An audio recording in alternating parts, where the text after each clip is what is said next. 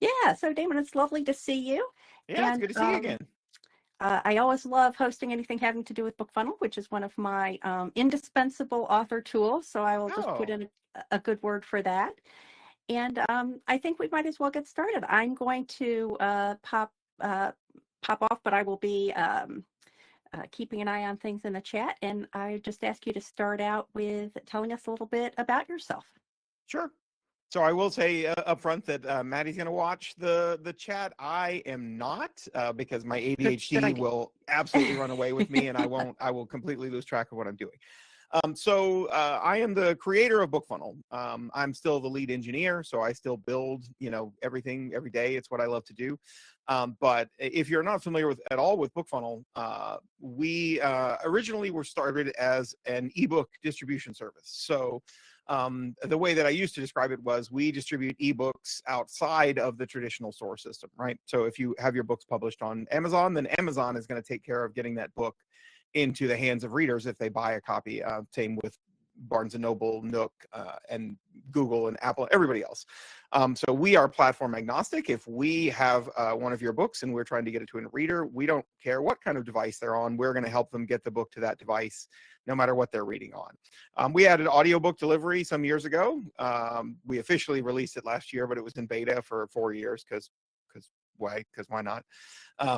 So that is what BookFunnel was originally built for, and I originally built it because I had self-published a fantasy trilogy myself, and I needed what BookFunnel did, and it didn't exist. And so I went out and built it, and then ultimately said, "Oh, this is kind of cool. I think other people might like this too."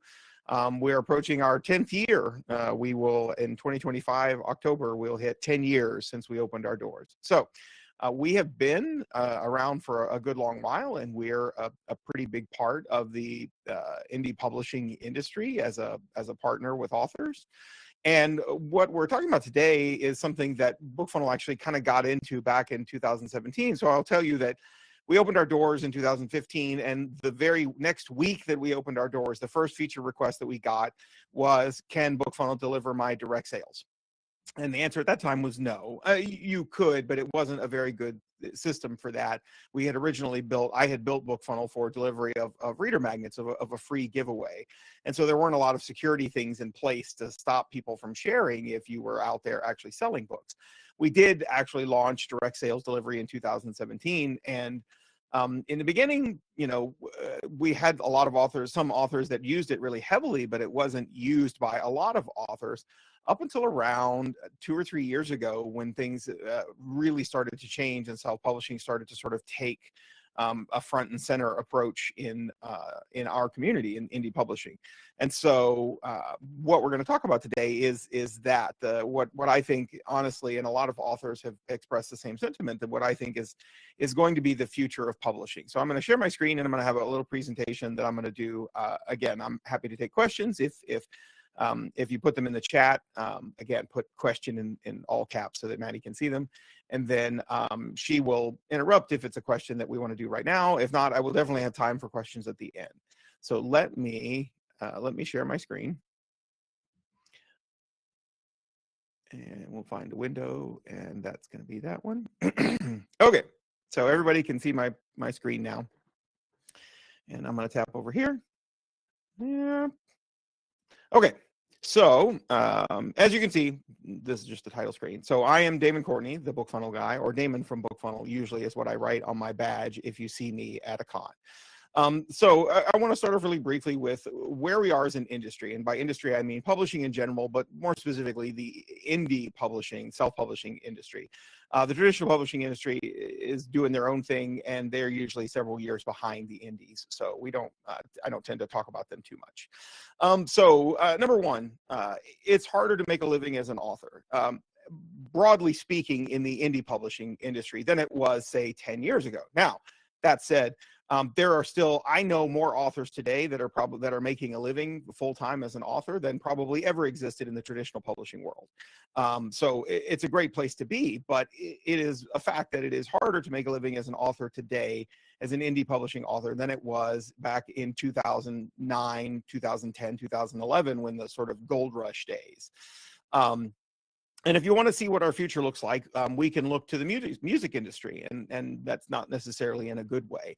So in 2001, Steve Jobs introduces the world to the iPod and iTunes and the iTunes Music Store by extension. There were other MP3 players that existed before that, but the iPod really was the one that came into the cultural consciousness and kind of took over the world. But it wasn't the iPod so much that changed everything. It was what he did with iTunes, and that was allowing consumers for the first time to just buy a single song. So skip out on the whole album and just pick up a song for 99 cents. And that was a big push, and the music industry fought him on it and ultimately had to capitulate because he had such a dominant position. But starting in 2001, the music industry really started to change because of that development. And what really changed, and where I say we look to the music industry to see the future for authors, is that the platforms that exist today are forcing you as authors to take less money, right? Amazon is always changing the rules of Kindle Unlimited. They're forcing you to take less money. They're forcing you into exclusivity if you want that pool of readers that's on their platform. A lot of the other platforms are starting to reduce the fee or tack on fees and add things. And then, we have Spotify coming into the mix. And I know some authors are really hoping that Spotify are, going to save us all from the Audible, the iron fist of Audible. But I hate to tell you, if you look at the music industry, I wouldn't look at Spotify as a savior. But and then more so, without getting into a debate about AI, the truth is that AI is going to let a lot of these platforms create unlimited works. And some of them are already looking at ways that they can maybe, factor that whole artist thing out of it, because then we have to pay royalties, and that's really annoying. So some of you may be familiar with the 1,000 True Fans theory. This was a theory first put forth by a man named Kevin Kelly, who was the founding executive editor of Wired magazine. So a pretty techie guy. And he wrote this blog post in 2007 in response to what was happening to music artists in the industry after the advent of the iPod and iTunes. So this is, again, 2007. But the theory goes like this. And to make the 1,000 True Fans work, you need to get 1,000 fans. Great, that's an easy start. I don't say that's easy, like it's easy to get 1,000 fans, but that's, it's right in the name. And then you need to get 1,000 fans. You need to create enough content to get each of those fans to pay you $100 a year. And here's the thing that some people often forget about his original blog post, directly to you.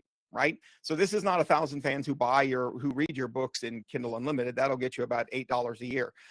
This is 1,000 fans who buy directly from you through whatever mechanism that you've allowed them to do that. And the reason is the idea goes that if you had 1,000 true fans, what we often in the indie industry call super fans, if you had 1,000 super fans and you had enough content that they could pay you directly $100 a year, minus a few transaction fees, you can make $100,000 a year. And inflation's not so great, but in general, that is a living, right? That's a full-time living in most parts of the world, even in inflated America right now. So that's the 1,000 True Fans theory, and I'm going to come back to that in a little bit. Who knows who this young lady is? For those of you that are older and don't know, this is Selena Gomez. I'm kidding. This is Taylor Swift, and she is absolutely masterful at creating super fans. You may not be a super fan or a Swiftie, as they call themselves. Here's a hint. If you have a group of people who've given themselves their own name, she doesn't call her fans Swifties. They call themselves Swifties. And if you have a group that's given themselves their own name, like Browncoats or Swifties, you're heading in the right direction. But I'm going to tell you a tale of one particular Swiftie. And that's me. So this is June 2023. That's my wife, Julie, who runs BookFunnel with me. This is June of 2023. And I had asked my wife to get me Eras Tour tickets to go see Taylor Swift on her big Eras Tour. This is in Los Angeles before she went to Europe. And you can see So the thing about her concerts is they've become like their own little Taylor Swift Renaissance festivals. Everybody dresses up in costumes. They pass out bracelets and they hand out beads and they do this whole thing, right? It's a whole culture now. And so this is in June of 2023. And I would say at that time, I was a Taylor Swift fan, right? I had heard a lot of her music. I really liked it. And I thought, oh, I would like to go see her in concert. That would be really fun. My wife, on the other hand, had heard a few of her songs. Our kids played Shake It Off like 1,000 times when they were little. Otherwise, yeah, not a Taylor Swift fan, but, you know, likes to go to concerts with me. And so we went. And after that concert, right? So we sometimes in BookFunnel, we talk about the reader journey, which is they don't know who you are. They have read one of your books.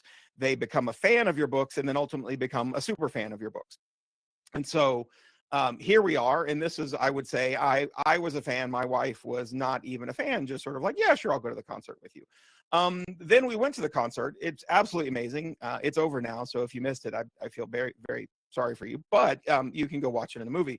And then we're going to cut to October of the following year. This is us at the Eras Tour in New Orleans when she came back from Europe. And notice a little difference here.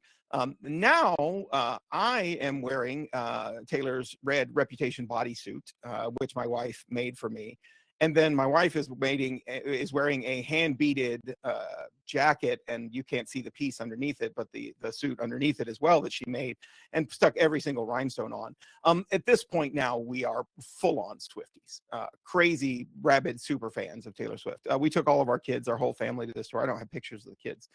But so this is the difference between a fan and a super fan, right? A fan will show up and be like, oh, yeah, I like their books. I'll buy those. A super fan is going to buy everything that you publish till the end of time. And if you were curious, yes, I do have the Reputation bodysuit in gold as well. So who knows who this guy is, right? What I love about this is Brandon Sanderson. I guess some of you may not know. If you don't know, this is Brandon Sanderson. What I love about this picture is my wife screen capped this, and it almost looks like maybe Brandon peed himself a little bit, and that was his secret. But what his secret actually was that during COVID, he wrote 4 secret novels, meaning he didn't tell his publisher, he didn't tell his fans, he didn't tell anyone, on top of his regular publishing schedule, because he was stuck at home for a long time. He wrote 4 novels and then decided he was going to put them up on Kickstarter and sell them to his fans. Now, the good thing about Kickstarter is you can pick up fans and you can pick up people who are interested in your stuff, but you're really going to pick up and you're all of your super fans. So if you didn't see his Kickstarter that ran, this was back in 2023, he made almost $42 million on the 4 secret novels that he put out there. What I love about this is that, first of all, 185,000 backers. Some of those were probably fans. Some of those may have even been people that just stumbled across it and went, I'll back a Kickstarter, sure. But most of those are going to be Brandon Sanderson super fans. I am a Brandon Sanderson super fan. I absolutely back this Kickstarter all the way to the highest level. And what I love about this is exactly what super fans can do for you. Okay. Brandon put up a Kickstarter and said, I have 4 novels that I've written. I'm not going to tell you what the titles are. I'm not going to tell you what they're about. They're in my universe. That's all you get to know. Who wants them? And 185,000 people said, shut up and take my money. This is why we want to get to super fans. So let's talk about a couple of hard truths about publishing in our industry. Making a living as a writer is hard. It always has been. I would say it is easier now in the self-publishing world than it ever was in the traditional publishing world, but it's still not an easy road to hoe. It takes time to build a sustainable career. It's not something that's going to happen overnight, although we have all seen those indies who had overnight success, seemingly, and we get a little jealous about that, but it takes time to build a career. It takes work to build a sustainable career. Not only do you have to keep putting out content, but writing the books is actually, when you're self-published, writing the books is only a very small piece of what we have to do to build a career. You have to have the skills and the time to manage these true fans, right? If you don't, you're not going to be able to make the super fans that you want to make. One of the reasons why Taylor and Brandon and people like that are out there with these huge crowds of super fans is because they work with their fans. You know, Brandon is traveling a lot, goes to a lot of cons, meets a lot of his fans, and everybody will tell you he's the nicest guy. He's the nicest guy in the world, and that's how he's out there making super fans of his readers. And then to make a living from true fans, you're eventually going to have to get to higher priced products. You're not going to ultimately make, unless you're the kind of author who can crank out a book like every 2 to 4 weeks, you're probably not going to make a full-time living putting out ebooks at $4.99. So we're going to have to get some of those fans to up to that $100 point, right, where they can buy higher price items so that we can get more money on a regular basis from them.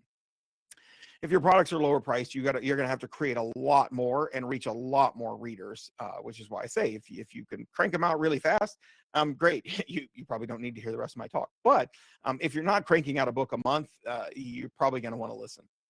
But here's a couple of simple truths. The more content you have, the more readers you can reach. That's it, right? The more books that you have out there, the more short stories, the more places that your stuff is available, the more readers that you can find for your books. And the more readers you can reach, the more fans you can make. Right? And I will tell you that fans, when you have those fans, not people who are just reading your book because they, saw it on a coffee table or they picked it up in Kindle Unlimited and decided, that looks like a decent book. But people who become your fans, they love their authors. They want to support you if you'll let them. We see this at BookFunnel all the time. We answer hundreds of emails a day at BookFunnel, and a lot of them come directly from readers. And they love their authors. Most of them love their authors far more than they love just about anything else about the reading industry. You will have some people who will cling to their Kindle Unlimited account as the only thing that they care about. And those people may read your books if you're exclusive and you're in KU. They'll never remember your name and they won't care. They'll finish your book and they will move on and read whatever the next book in the line is. So that's not who we're talking about. We're talking about fans, people that we can bring into our books and turn them into fans or super fans so they will buy everything that we publish. So how does selling direct lead into that? Well, first, it's not about the money. It's about connecting with readers, because when you sell direct, you know exactly who your readers are. You have their email address. You can communicate with them. You can put them on your list if they've opted in. Even if they haven't, you can still reach out to them and say, are you enjoying the book? How are you liking it? I hope you love it. You can connect with readers in a way that you can't ever do on any of the existing platforms. And that data, you get the data that you get from those readers, knowing what they've bought, knowing who they are, can help you deepen your relationship with those readers, can help you to move them along that path to becoming fans and then super fans. So the value is not in the sale, it's in the relationship and the data. The value is the direct connection that you're going to make with your fans, right? But it's a little about the money. So let's look at this. This is, if you take, let's start with just a $4.99 ebook, which is a pretty standard price for self-publishing, although it's gone up lately, right? $5.99 and $6.99, $7.99 ebooks are perfectly reasonable. And I will tell you, probably not going to affect your sales at all. Anybody who is willing to pay you $4.99 will probably pay you $6.99. But let's look at how much money we get from some of these sales. At a $4.99 ebook, Amazon nets you $3.49 minus delivery fees. Don't forget about those delivery fees. They like to tack those on, and that depends on the size of your book. If you sold that same ebook for $4.99 direct, your profit is $4.55. So, a dollar more, which is not nothing, right? But when you get into audiobooks, and this is where the math really starts to change. So we're going to assume for a second that Audible is honest in their calculations of how much they pay authors. If you are on Audible and selling any books, you know that none of these numbers are correct. But let's take Audible at their word. And if Audible pays out to authors based on what the reader paid them. You would think that would be $14.95, as that's the typical cost of a credit for an audiobook on Audible, but that's not the case. A lot of readers, especially the more voracious listeners, they buy their credits for closer to $12.45 or even lower than $10 a credit. And Audible is going to pay you based on that credit.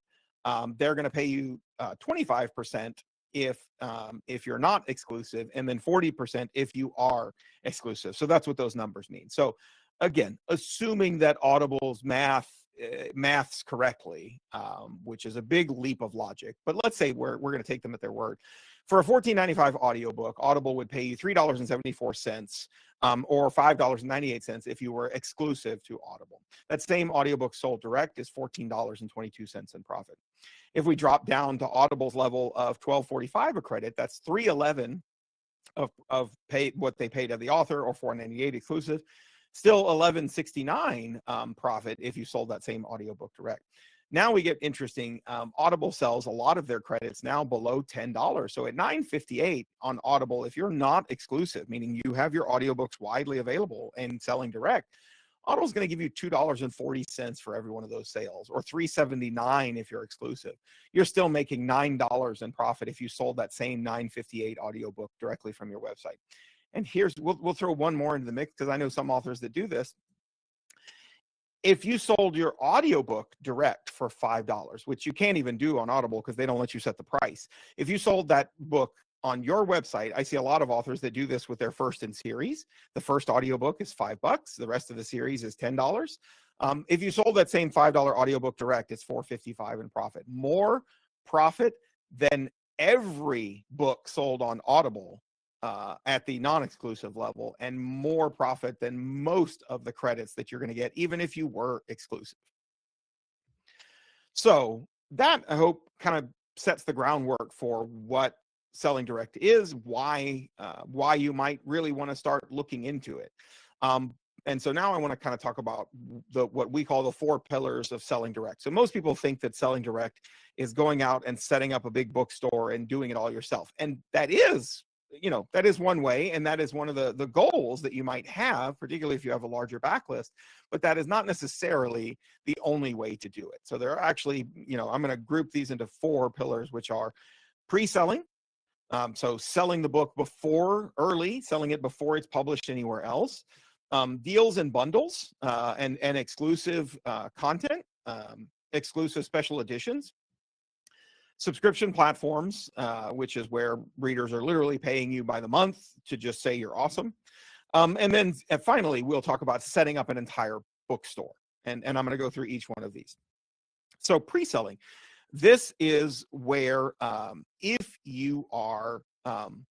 this is where you are selling the book directly to readers before you have published it everywhere else. So this is giving readers the opportunity to buy directly from you before they can get it everywhere else. Now, the platform is entirely up to you.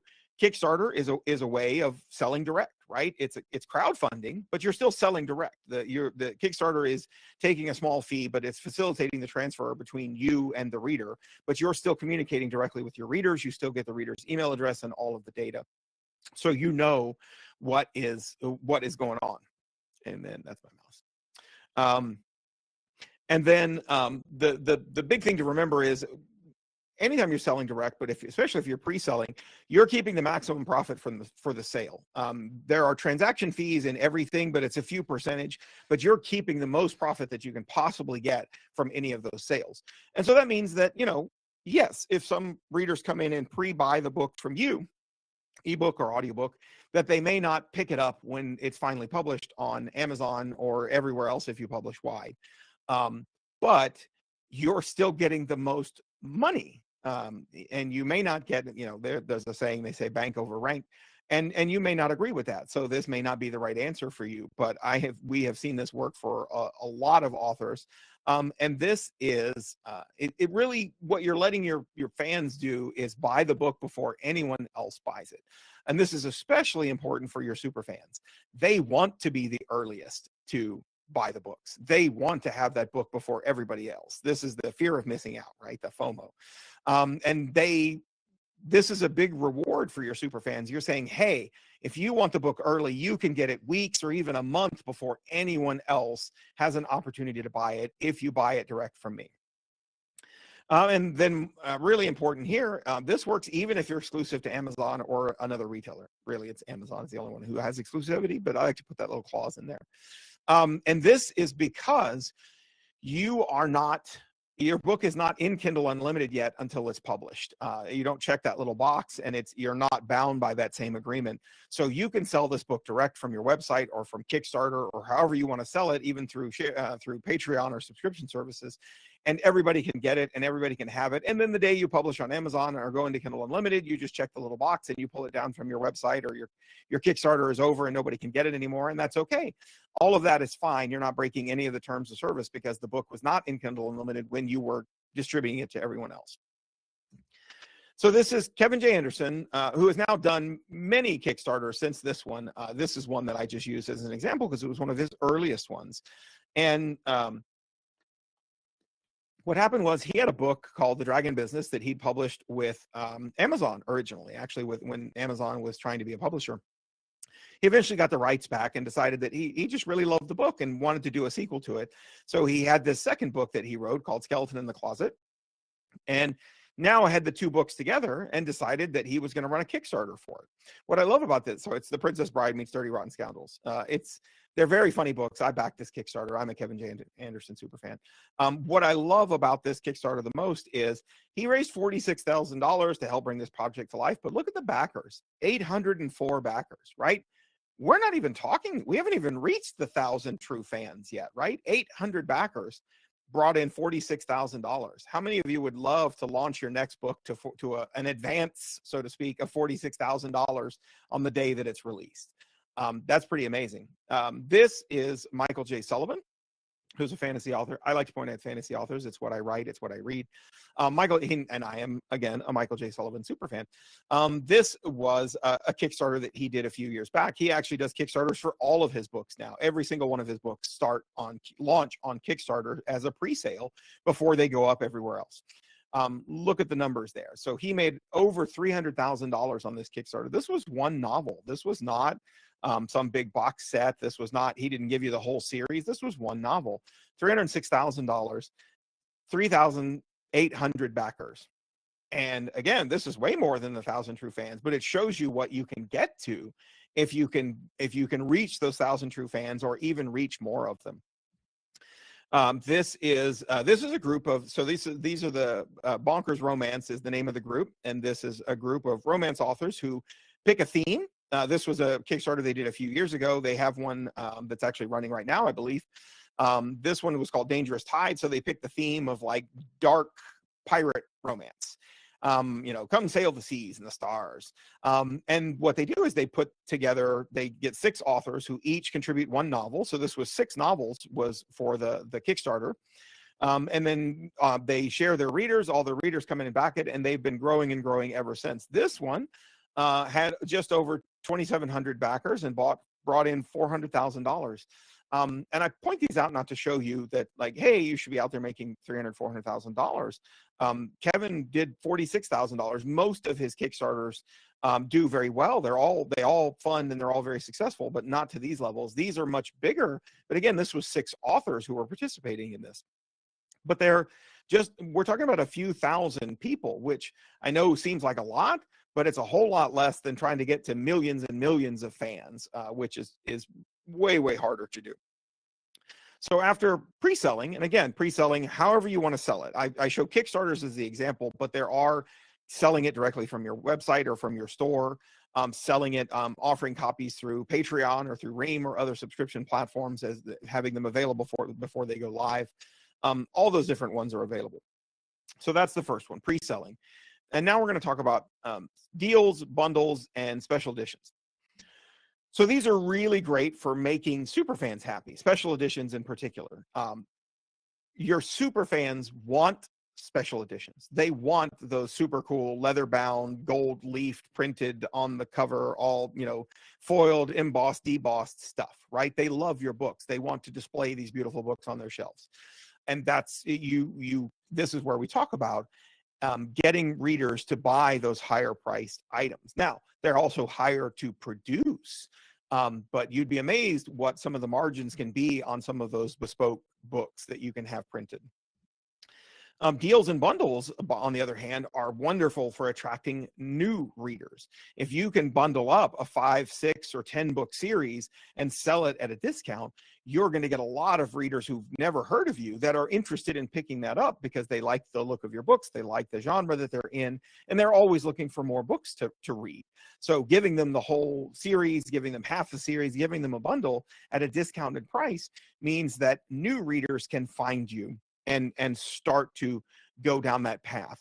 What's really great is what we have seen typically is a reader can read one of your books and go, yeah, that was okay. And then maybe not read the next book or maybe go on to read the next book. But if they don't have it, maybe they won't. If they just liked it, okay. Maybe they didn't get into it as much as your super fans do. But usually what we have seen, by the time a reader gets to book 2 or book 3 of a series, they're already a fan and probably a super fan. So the more books that you can get somebody to buy up front, if you can get them to buy 3 or even 5 or 6 books, depending on how deep your series is, if you can get them to buy in one go, there is a much greater chance that they're going to read 1, then 2, then 3, and actually start becoming a fan. A good friend of mine, Lindsay Baroker, she writes fantasy and science fiction. And most of the time, she writes her books out to be 6 to 9 books. She usually ends up at 9 or 10 books in a series. And when she finishes the series, when she's got all 9 of them published, she puts the first 3 out in a box set for free. Right? You can find them wide if you go look up her name. I could spell it for you, but we'll do that later. If you go look her up on like Kobo, you can get the first 3 books of almost all of her series in a little box set for free. And the reason that she does that is because if I've got 9 books in a series and I give you the first 3, I give you the first 3 for free, but I can sell you the other 6. I know that if you can get through those first 3, I've already got you hooked for the rest of the series. Very few people will read 3 books and decide they don't want to read the rest of the series, unless you completely go off the rails. And you're a great author, so I would assume that you're not going to. You don't need a whole store. You can actually do deals, bundles, special editions. You can do all of that sort of stuff without having to build out this massive store apparatus. You can just use a simple landing page to send your readers. Send it to your newsletter and say, hey, I've got a special running this weekend. You can pick up my whole series for $10 or $20. Click here to go buy it. And that can just jump right to a single landing page. It doesn't have to be a store.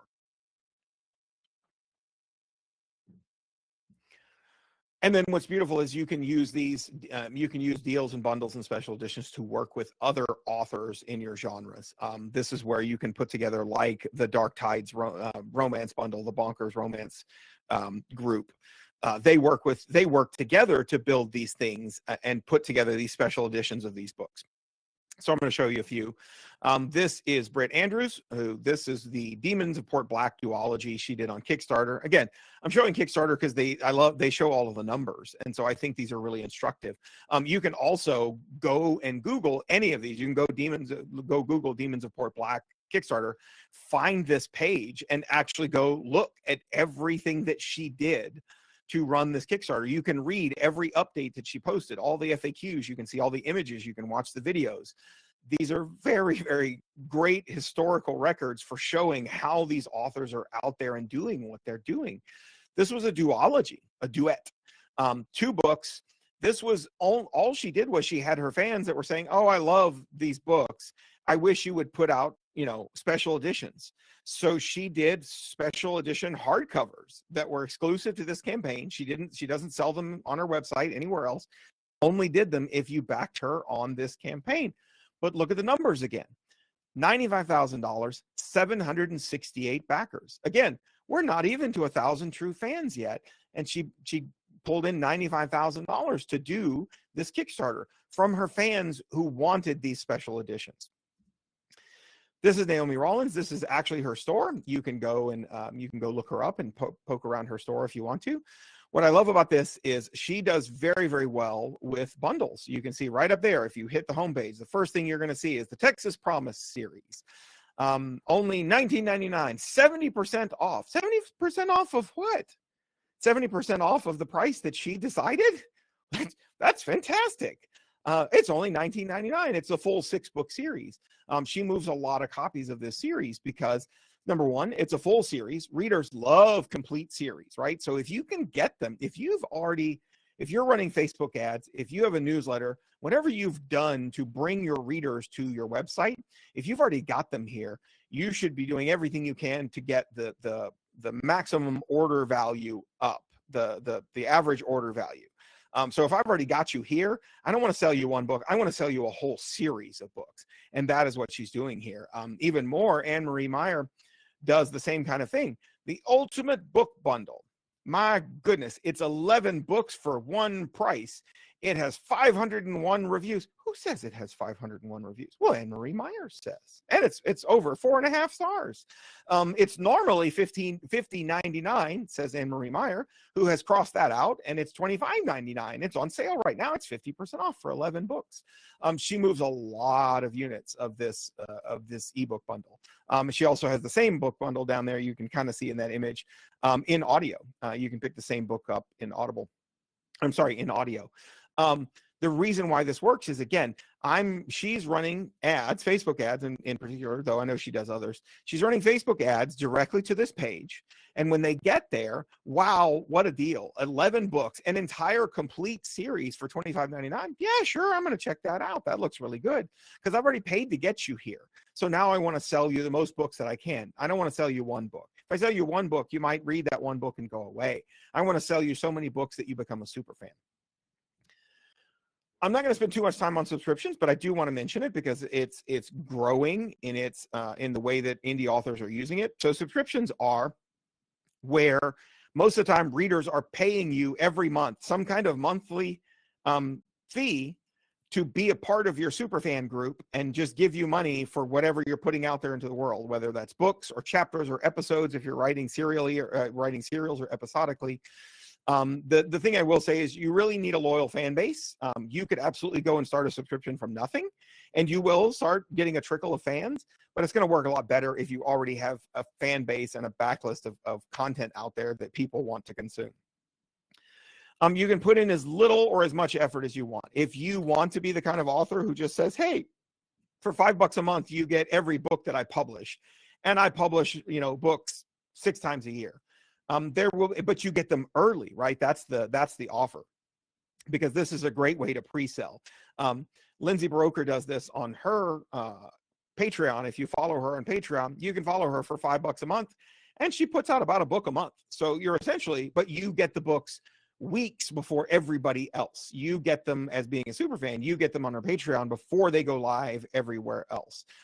So it is a great way to give your biggest fans the biggest rewards.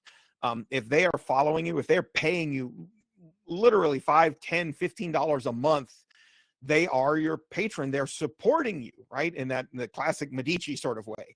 And so you want to give them some really great stuff. You want to give them the biggest rewards that you can. And oftentimes that can be just giving them the books earlier than everybody else. But for a lot, it also means publishing chapters or publishing chapters for your subscriptions as they come out.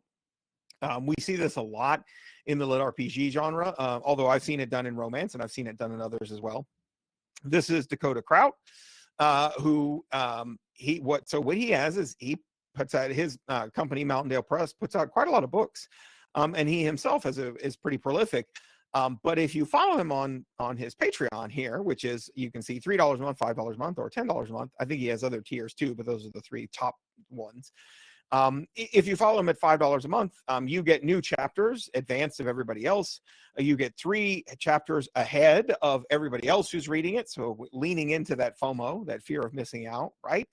If we assume that let's assume the lowest number, and that everybody who's on his list is following, that's currently supporting him as a patron, is at that page turner level. At $3 a month, that's $3,000 a month. He's got over 1,000 members. $3,000 a month. That's 1,000. That's your true fans, right? That's 1,000 people who have literally said, "I will give you $3, $5, or $10 a month, and I don't even know what you're going to publish next. I don't care. I'll just give you the money," right? Those are the kinds of fans that we're talking about, and that's where we want to get to. This is, his name is not Dungeon Crawler Carl. It's Matt Denneman, who writes the Dungeon Crawler Carl series, who has a very similar thing. So if you don't want to wait, he writes about a book a year, right? The DCC books have been coming out about 1 a year. And they're pretty meaty books, 230, 250,000 words. But if you want to read the chapters as he finishes writing them, well, you can follow him right here on Patreon, and you can follow him to the tune of $3, $5, or $10 a month, and you don't have to wait for that whole pesky year for those books to come out. So if we assume that everyone that's a paid member is only following him for $3 a month, and I guarantee you that's not the case, then good old Matt here is sitting at $24,000 a month with over 8,000 super fans who are paying him every month just to read the chapters before everybody else gets the books, right? That's what we're talking about. And subscriptions can be great. This is where you again, I will reiterate, you really want an existing fan base to be able to leverage that completely. But there's nothing that says you can't start it now and slowly build it over time. You will find super fans who do want to read. If you're not the kind who wants to publish a chapter, you don't want to publish chapter by chapter, that's fine. Publish the new books when they come out. But everybody who's following you, they get those books a month early. They get them 3 weeks early, 2 weeks, 2 months before everybody else gets the published books. There are still rewards for being a patron that following you on a subscription service, even if it's not 3 chapters a week or whatever. I'm not the kind of author who would ever be able to keep up with a schedule like that. But if you are, they can be very successful. And then finally, the fourth pillar is what everybody really thinks about when we talk, when somebody says direct sales or selling direct, and that is building out the whole store, building your own bookstore, right? So this is your own Amazon, and this is all about you. Everything on that site is yours. You control every pixel of the page from the top left corner to the bottom right. And that is very, very powerful, because not only do you control the pages, you design the sales experience. Everything that your readers see and every step they go through belongs to you. And that means that you can tailor all of that to exactly what your readers expect and delight them, right? What Steve Jobs of Apple used to call delight. And that's what it's what we'd all like to get to. And most importantly, curling back to what I talked about in the very beginning, you get all of the data. Pretty much everything I've talked about up to this point, whether it's a subscription service like Patreon or Ream, or whether you're using Kickstarter or BackerKit, all of those services give you your reader data, right? You have their email addresses, you know exactly who your readers are. You get all the data when they buy from your store. Not only do you know who your readers are, you know exactly which books they've purchased. You know how much they paid for them. You know that if you were able to upsell them on a bundle or get them on another book, you know that they bought the first 3 books in the series, and now you can send them an email that says, hey, book 4 is coming out next week. You have all the data. So this is Katie Cross. She's been on a lot of podcasts. She does a lot with selling direct and with her store. So what I love about what Katie is doing is she's putting all of her books out there up on her website. They all go to her website first. She does publish her books on the other platforms, widely on the other platforms. She doesn't link to them anywhere. If you go to her website and you click on any of these books, the only thing you'll find is that you can buy them right there on her website. If you want to find her on Amazon, you need to go search for her and find her on Amazon. And that's a bold way to operate. Other authors don't do that. They can say, oh, here, buy direct, or you can buy it from these other stores. But she has decided that if she's going to spend the money to get the traffic and she's sending the eyeballs and she's paying for it, no, I want them to buy from me. If they want to buy on Amazon, they can just go search for Katie Cross and they can find all my books there. They're available everywhere. She's not saying her books are not available wherever her fans want to find her. But if she's going to send you, if you've landed on her website, I want the sale. I want it to go right here. This is Naomi Rawlings again. She does a lot with her selling direct. What I love and what I was talking about when I say that you own every pixel of the page, I want you to see just what we're looking at here, right? So this is Tomorrow's First Light is the series. Texas Promise is the name of the series. There's Tomorrow's First Light is the first book. It has 99 5-star reviews. Who says? Naomi Rawlings says. Why? Because this is her website. So she controls the reviews and she decides what gets shown and what doesn't. That ebook is currently on sale for $4.99. Who says? Who made it $7.99? Well, Naomi Rawlings did. So it's currently on sale for $4.99 because Naomi Rawlings said so. I love this. And this is exactly what you can do when you own every piece of the experience. This is Emily Kimmelman. She also does a lot with selling direct. In fact, her store is her biggest moneymaker. She if you go and you look up her store, you can look up her author name and go look up her store. She does things really, really well. One of the things that she does really, really well is Facebook ads and driving traffic to deals and bundles, which you can't actually find on her website. If you go through her website, it's mostly individual books. She doesn't do a lot of the box sets. A lot of them aren't available directly from her website. She saves those only for the readers who are coming through Facebook ads and traffic. She sells them those bundles through those ads, so you can only get them if you get there, or if you join her newsletter. You will eventually get, within a couple of days, a link that says, hey, you can buy the whole Sidney Rye series for this price. Once again, let's take a look. The first book in the Unleashed in the Sidney Rye Mysteries is currently on sale for $4.99. It's got 959 almost 5-star reviews. My goodness, what great reviews. Again, because you control the reviews. This is your website. You don't have to be a hero. If somebody leaves a bad review on your own website, you can just delete it. You don't have to leave it there. Don't be a hero for anybody. This is, again, she does really, really well selling bundles. Anne Marie Meyer, again, we talked about her when I talked a little bit about bundles, but here I just want to kind of show what she's got and what she's done with some of these bundles. So this is the Ultimate Book Bundle Audio Book Bundle. Normally $101.99, but currently on sale for $34.99. My goodness, what a discount. What a great price. We should snap that up just as quickly as we can. Because she decided that the original price was $101.99. Is that based on her Audible sales? Probably not. She probably just picked a price and said, well, normally I guess they're $15, but let's sell them for $34.99. But this is what you can do when you control the entire store. And again, you really do get all of the data. You know everything about the readers who are buying from you. And then finally, this is the slightly self-serving slide, which is basically just that BookFunnel delivers. BookFunnel delivers the ebooks and audiobooks for every single one of the authors that I detailed here today. And so we handle all of your ebooks and your support. We deliver audiobooks through our app, Cloud Player, downloadable MP3s. All of that stuff is optional. We have watermarking and file protection so that to help prevent piracy.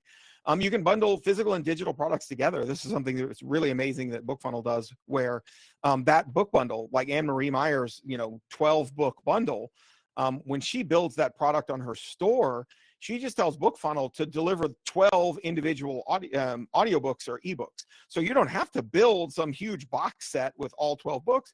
You just upload the 12 individual books to BookFunnel, and you tell BookFunnel to deliver all 12 of them. What's great about that is that you can bundle all of these things together, ebooks and audiobooks, physical products, digital products. You can bundle them all together. And then when a reader buys 12 books and then goes to their BookFunnel library, they get 12 books. They don't get one little book with a 3D box set cover that has 12, files inside of one file. They get 12 actual books. And they get 12 book covers, which you paid for and should show off.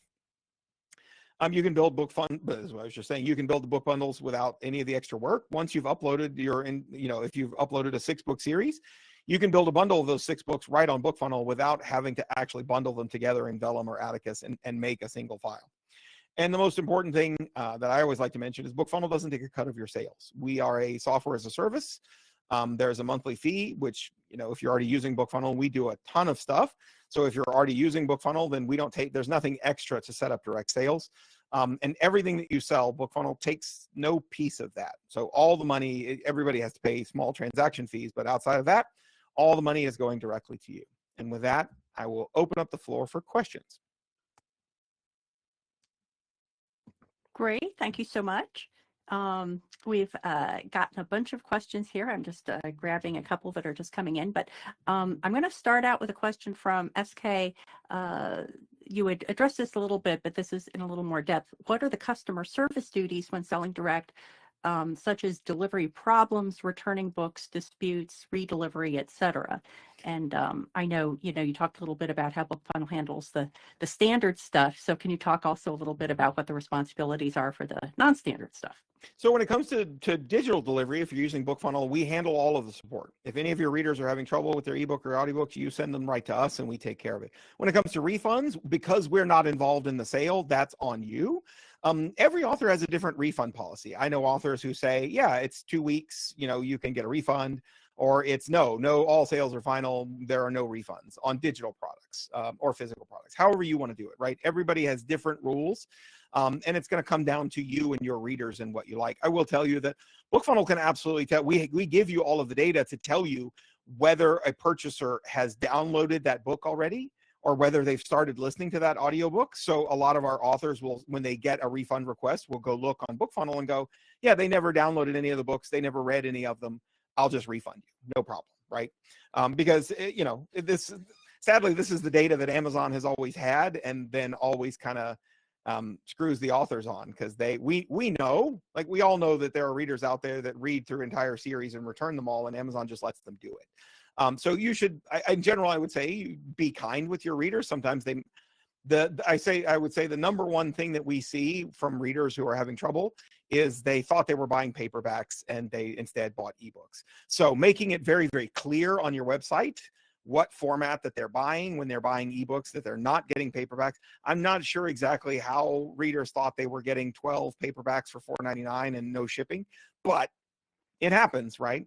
But when it comes to digital delivery issues, that's all on us, right? If you're using BookFunnel as your delivery, we take care of all of that support. If you're selling physical products, signed copies, print-on-demand copies, if you're using a print-on-demand service, which you absolutely should for things like a Book Vault or a Lulu to do your print-on-demand, they handle all of that, right? If a reader has a problem with the book, they receive the book and it's been damaged, they didn't receive the book, that you go to Book Vault and say, hey, they never got their book, and then it's on Book Vault to make that right. You are still communicating with your readers when they come to you, but generally you are employing these other services to take care of a lot of that support. And then, ultimately, just like if they join your newsletter today and ask you questions or start asking you how something is done, you either ship them off to somebody else like BookFunnel, who's going to take care of the support if they have trouble with the ebook or audiobook, or you say, oh yeah, I can take care of that for you. One of the great ideas that I've seen recently, going back to that sort of people thought they were buying paperbacks, Diana Orgain is an author who does a lot of selling direct. And what she started doing when people would have that, it's like, oh, they bought the ebook bundle for, I don't know, $14.99. And what they really wanted was the paperback bundle, which she sells for $49.99. And so they come in and say, oh, I want a refund. I thought I was getting paperbacks. And she would say, oh, I'm so sorry that you had trouble.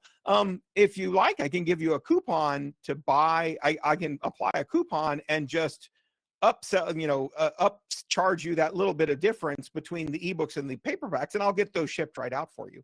And most of the readers would go, oh yeah, great, that's what I wanted. Okay. And then you don't have to refund anything. You're actually going to get more money. Now, of course, you're shipping out paperbacks, but better to make the sale and make the customer happy than having to refund the money. Yep. Another question we got was, this is probably a topic all on its own. This is from Brock, but how do you handle sales tax when selling direct, particularly with in-person cash transactions, such as a table at a conference? Why don't we stick initially for online sales? How is tax handled? So Shopify, so most of the stores, Shopify, WooCommerce, the platforms that sell have different varying levels of taxes that you can get involved with. Number one is basically just hands off. We don't do anything. It's on you. Contact your tax professional. You can do that. I wouldn't necessarily advise it. The second one is sort of the next layer where they will collect the tax. They will charge the tax and they will give you the money, and then it's on you to pay it. I will say BookFunnel has to pay tax in nearly all 50 states and many countries. And there are a lot of tools today that will handle that for you. But honestly, the simplest answer is if you don't want to deal with all of that, there are out there in the world what are called merchant of record sellers. And those sellers, they take care of essentially what you are doing is licensing to them an option to sell your ebook, audiobook, paperbacks, whatever.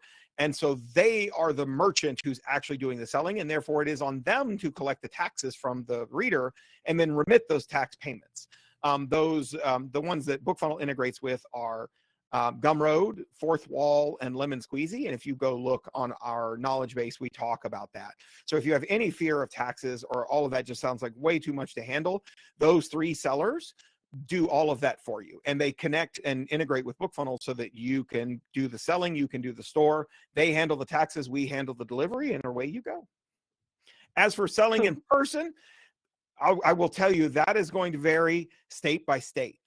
Every state, I mean, all taxes vary state by state, but in-person selling laws are really particular. They've been around way longer than the internet has existed, right? And so you're going to want to check. Oftentimes, if you're going to the bigger cons, like if you're up in Seattle and you go to Emerald City Con, or if you come down to Houston and you go to Bayou City Con or something like that, they reach out to the con. They already know all of that. They do that selling in person. That's what they're there for. That's what the industry room in the con is for. And so they will say, oh yes, you'll need to fill out this paperwork. We collect all the taxes via this mechanism. Or you'll need to fill out this paperwork with the state of whatever, Washington, wherever you are. But it's going to vary a lot state by state. Cool. Another question is, do certain genres gain superfans faster? And a related question is, how does literary fiction do with gaining fans? And are there any specific examples you can cite? Are there genre? Well, so romance obviously is always at the top of everything, right? Just because it's the biggest genre in the world. As far as superfans, I would say I don't know that any one genre. The genres that lend themselves more to deep series, I would say, if more than anything, a deep series is going to build superfans, right? So if I read one of your books, and then this is where literary fiction will struggle with that a little bit, because you're generally writing standalone novels, right, in lit fic. Sometimes you get a sequel, maybe, but usually, you move on to another story. That said, I do know several lit fic authors that are out there that have built quite a fandom because they love that writer. So your job in any of these is always going to be on building the brand of the writer. In other words, don't try so hard to build the brand of the series or the book. Try instead to build the brand of the writer. Why did people pay $42 million for Brandon Sanderson's 4 unknown novels? Because I know what kind of book I'm going to get from Brandon Sanderson. He has a very particular style. I know what kinds of books he writes. He writes the kinds of books that I like. And so I don't need to know the titles. I don't need to know the characters. I don't need any of that stuff. I know they're Brandon Sanderson novels. He has a brand, and I am very satisfied with that brand. In literary fiction, you're going to do the same thing, right? Well, so I hesitate to say literary fiction. I don't want to throw insults, but Nicholas Sparks, right? Some would classify some of his books in the lit fic genre. Certainly, he's writing lit fic adjacent, but he has whole legions of fans who know exactly who he is. And when he puts out a new book, that's what they want. They want a Nicholas Sparks book, right? Whatever it is that he's writing. And he doesn't do the series and the things like the rest of a lot of the big genres do. So I don't have great examples of authors in lit fic that I know that are selling direct, because honestly, I haven't seen a lot of them. Doesn't mean they're not out there, but I can't give a direct example for literary fiction. Yeah. Another question is from SK. You had talked about this a little bit, but maybe delving into a specific example. How can print books be sold with ebooks? For example, can I have a bundle of an ebook and a print book from Ingram Spark? I think there's the aspect of the fulfillment of the print side of that, I imagine. Yeah, so this is really awesome. The way this works is, so Shopify is going to be your best friend here because they have connections to everything, right? There are other platforms that BookFunnel integrates with that you can use a lot of this stuff, but really Shopify is the top of they're the number 2 seller, online seller in the world after Amazon, right? So there are a lot of advantages to going with a platform like theirs. One of them being all these integrations. So what's really cool is you've connected BookFunnel to your Shopify store, and you've connected Ingram to your Shopify store. Now, let's say that you go and you sell a paperback, right? And what happens is when that transaction is made, Ingram gets a copy. So the transaction goes over to Ingram, and Ingram goes, oh, hey, paperback, great, that's on us. So they do print your book on demand. They have the reader's address, they drop it in a box, and they ship it, and everything's great. We get that same transaction. So the same transaction now goes to BookFunnel. And what BookFunnel does is BookFunnel matches up the item that you sold with a product on book that you've created over on BookFunnel. We don't actually care what that product is as long as they match. So if you tell BookFunnel, hey, when I sell this paperback, I want you to deliver this ebook short story with it. Now you've bundled them together, Or you can say, hey, when you buy the paperback on my website, you also get the ebook and the audiobook bundled together. Well, you make the sale, that goes to Ingram. Ingram prints the book, and away they go. And then it also goes to BookFunnel, and BookFunnel finds a match and goes, oh, yes, I'm supposed to deliver an ebook and an audiobook with that paperback sale. We don't know it's a paperback. We don't actually care that it's a paperback. BookFunnel doesn't know what it is. Now, Ingram's different. Ingram cares that the ISBN matches and that they're supposed to deliver that paperback. But if you had a transaction, if you didn't bundle things, and let's say some reader came in and said, oh, and bought 3 paperbacks three ebooks for themselves and then 2 paperbacks for gifts for family, that transaction goes to Ingram, and Ingram goes, ebook, nope, ebook, nope, ebook, nope, paperback, that's us, paperback, that's us. And then the same one comes to BookFunnel, and BookFunnel goes, ebook, yay, yay, yay, paperback, that's not us, right? So everybody is going to do their job. All the services that you've integrated with, they all get the same information. And then we all just link up and go, oh, that's me, that's not me. So yes, you can bundle those things together, and we do. We have authors that bundle ebooks, audiobooks together. So if you buy whichever one you buy from my website, you get both, right? You don't have to choose. No one has to choose. If you buy paperbacks, you get the ebook. I actually see this a lot with authors who do really, really well with signed special editions. So what they will do is, what we've seen authors do is they will print a certain run of special edition copies that they have shipped to their house, and then they sign them and they sell those directly from our website at a premium, right?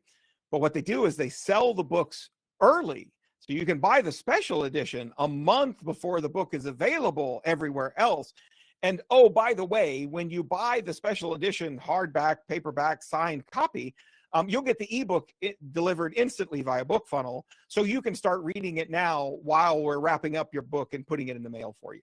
Because what happens is, what they found is that readers so they were doing the whole thing with the paperbacks for years, and then readers would get their books and they would say, hey, post your book when you get it in the mail, post a picture of you in our Facebook group, we love the blah, blah, blah. And they would post the pictures, they'd be like, oh my God, my book is here, it's amazing, I can't wait till the ebook comes out so I can read it.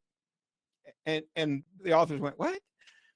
This is my collector's edition. They don't want to crack the spine of the book. They just wanted to look at it, look how beautiful it is, and they put it on the shelf. So they said, great, no worries. You'll get the ebook. You'll get the ebook instantly, and you'll get it 4 weeks before everybody else gets it.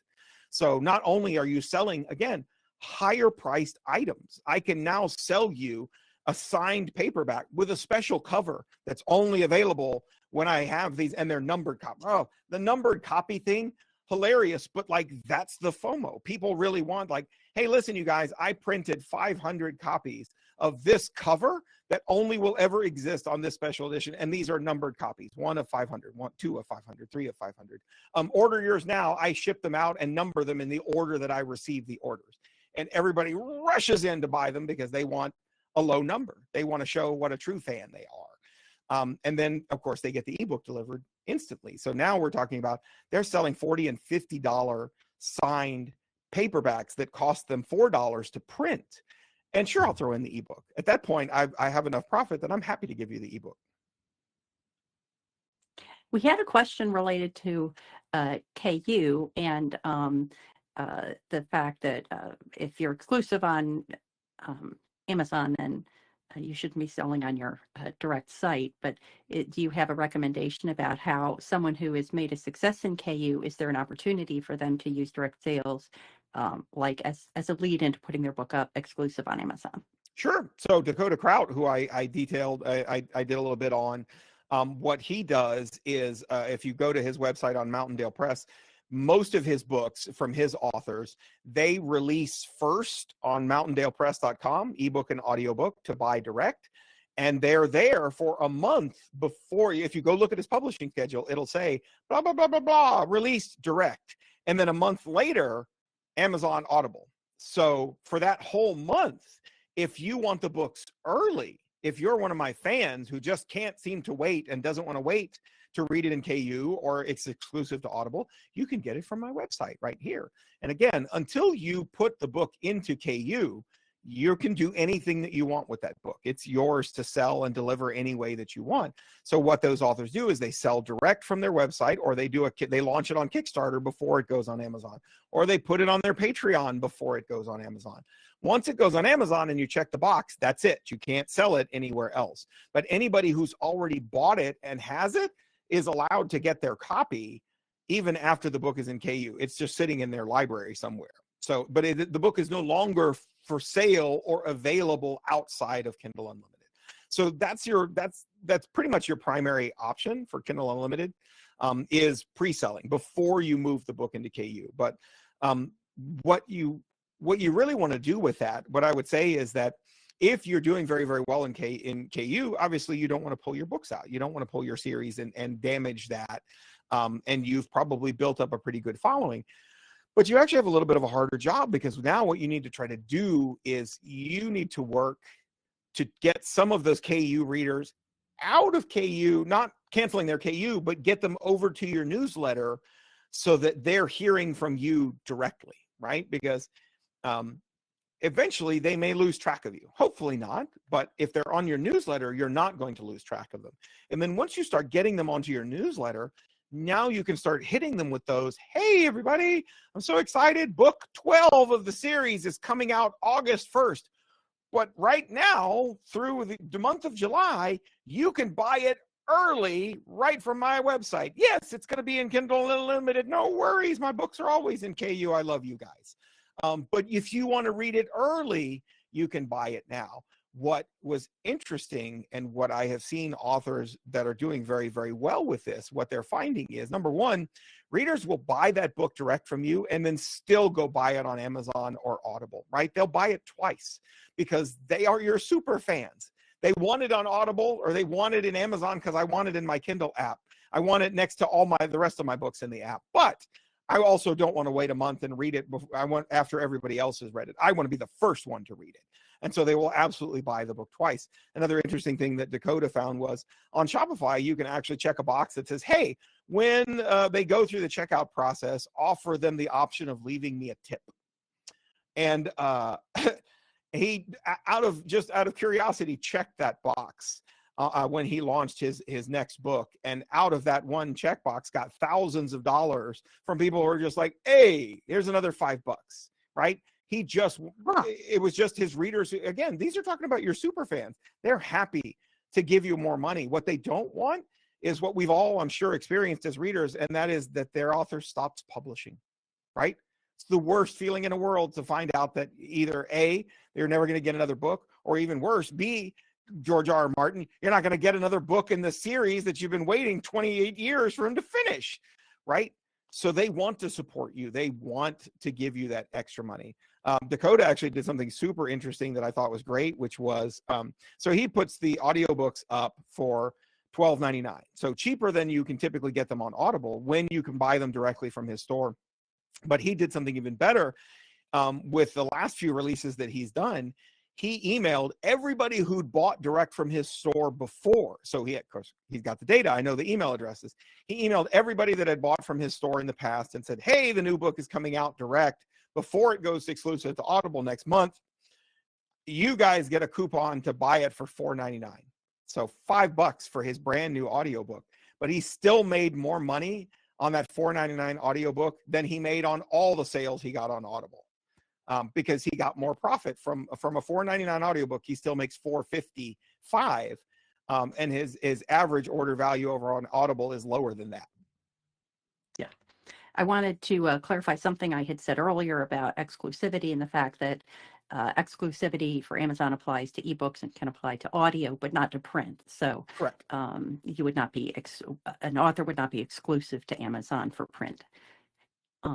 Another question we have is,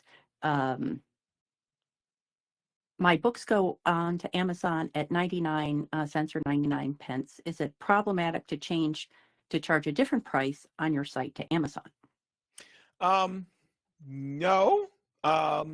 So Amazon years ago used to have what they call a most favored nation clause in their contracts. Now, I would advise you to read your contracts, but we've read over them recently.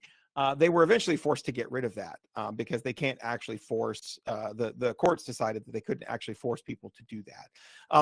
If you are worried about it, if you're worried about getting in trouble with Amazon because you think that Amazon still wants everybody to price everything the same, because they do price match. Amazon, it says in the terms of service that they have the right to go and price match you if they find it cheaper on another store.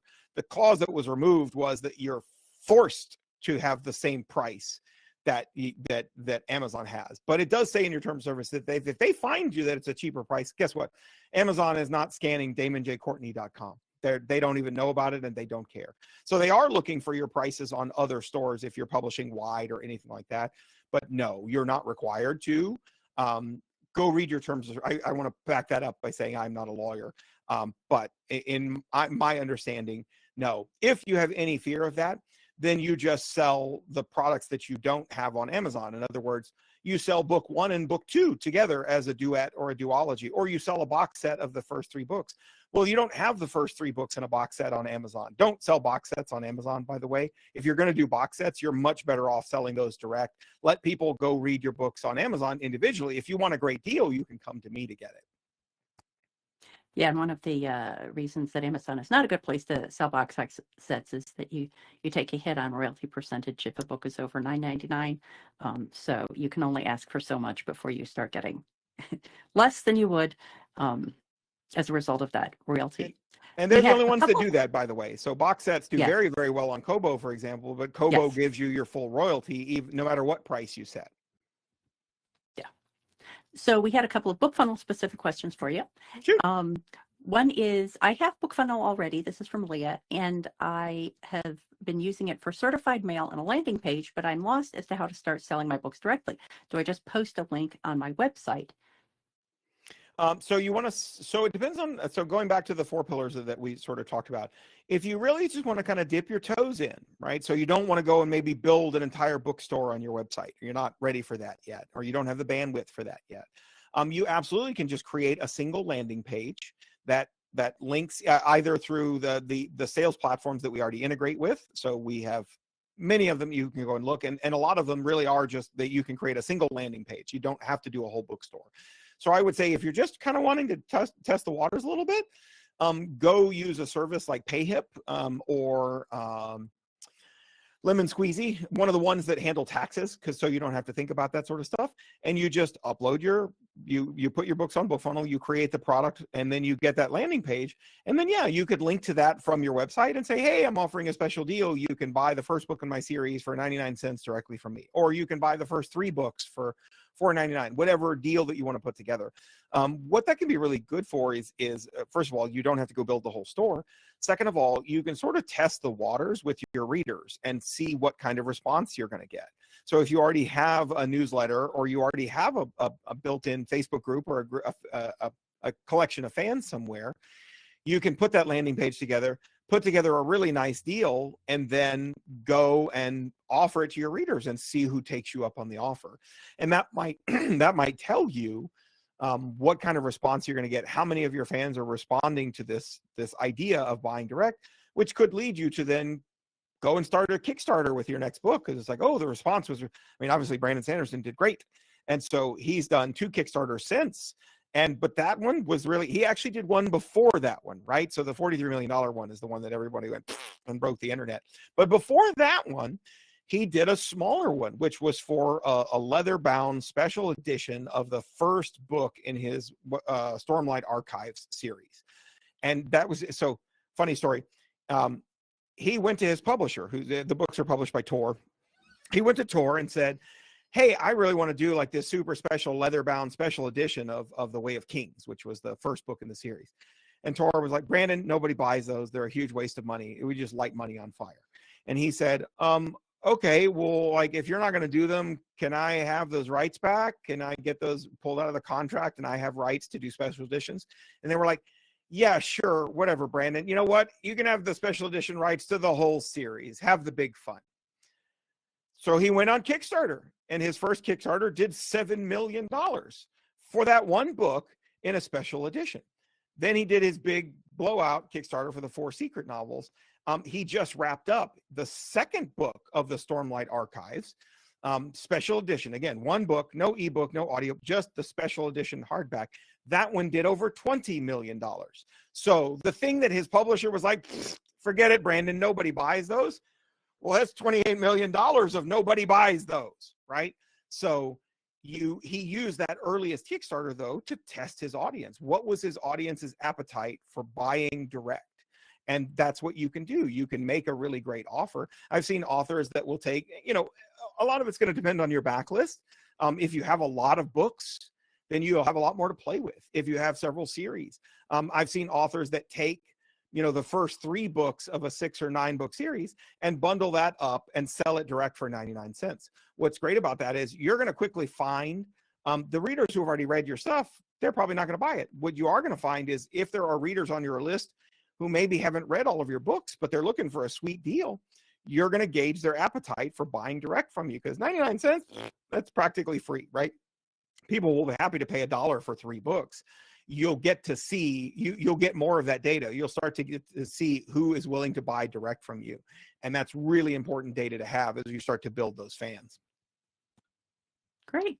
Well, I don't want to keep you too long, and there were a couple of questions that we didn't get a chance to get to, and I would encourage those folks to post those questions on the Self-Pub Connect forum, and just put in like hashtag direct sales, and it will make it easier for me and Kaylee and Damon to go find those and maybe provide answers afterwards. But I am going to ask one question from Anna, which was the platforms, excuse me, the platforms like PayHip and Lemon Squeezy, are they available both in the US and the UK? PayHip is a UK company, though they're available worldwide. So PayHip doesn't handle US sales tax. But if you are a resident of Europe, PayHip's going to work great for you, because you really don't have to deal with US sales tax. Really, if you're not a resident of the US, you don't really have to deal with US sales tax. And so you can use a platform like PayHip.